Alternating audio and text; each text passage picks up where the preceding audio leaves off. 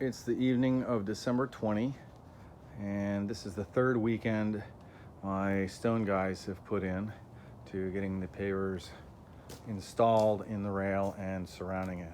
Juan, the guy who does most of the cutting, well, he does all the cutting, when he's not cutting for Alberto, who's actually laying the stone, he started putting in this strip right here, and we can see how far he's gotten.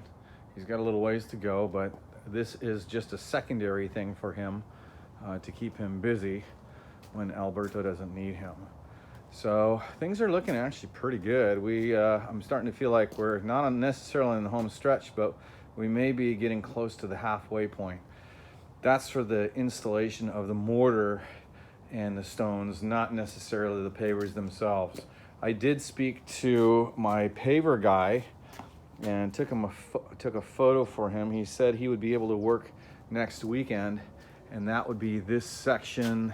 I got a little wood to move, but anyway, this section right through here is all ready to go.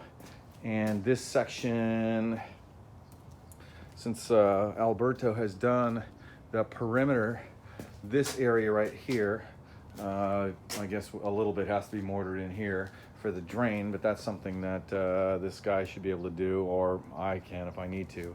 But this section also can have pavers put in. So here's where we are with the installation. We are right up to the switch. I really like this this seam that he put in as the two pieces of rail converge at the frog. And I asked him if he could bring this out so that there's not really much of a trip hazard going into the workshop. So this is the level that it's going to be. This is kind of what you plan for. It's exactly 3/4 of an inch down. That little seam that you see with the concrete trowel when they did the concrete work for the workshop years ago, that is where I wanted finished grade to be.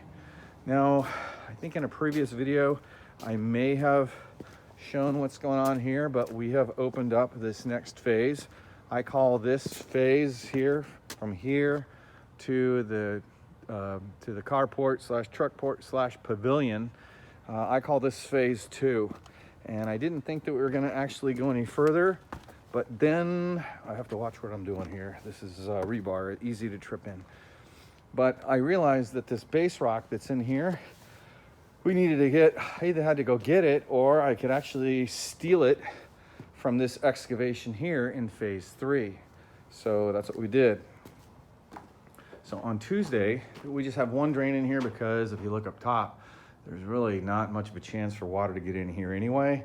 But if we hose something off, and of course, like I said, the rail, the sides of the rail are the lowest place, it's the lowest part in the entire driveway. Well, so I have to have a way for the water to get out.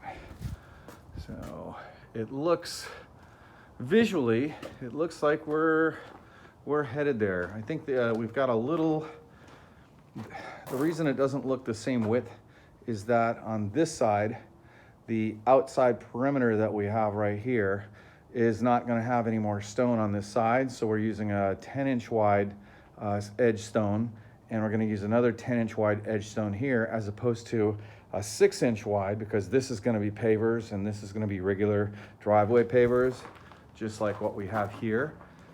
That'll only be 6 inches. So that's why this looks wider than this, but they have to move this over 4 inches to the right. So that's where we are today.